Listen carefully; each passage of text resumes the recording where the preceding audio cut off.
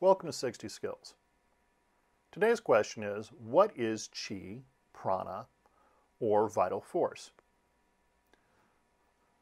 This kind of energy is the energy that is emitted by a living body. Now, there are actually two parts to this. You have to have a living, breathing thing to emit chi that is developed by that living, breathing thing.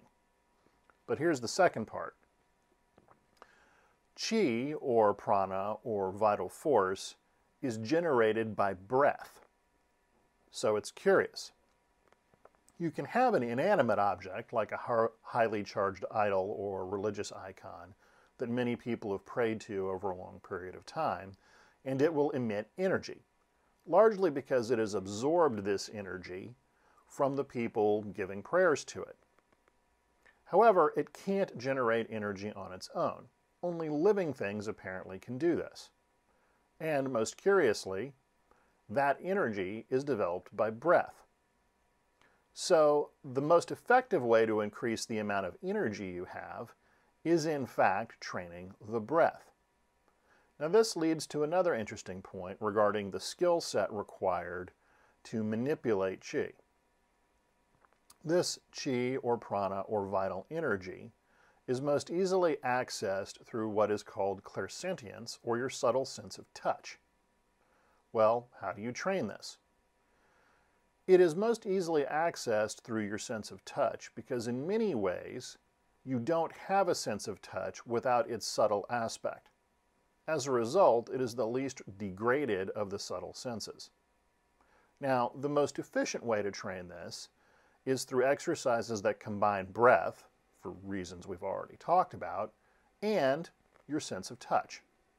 So most of the better schools of this kind of thing typically have an exercise that closely resembles building the chi ball from the 60 Skills curriculum, where a practitioner visualizes inhaling light and heat and energy through the pores of the skin and then projecting it out through the palm of the hand, typically to touch a ball.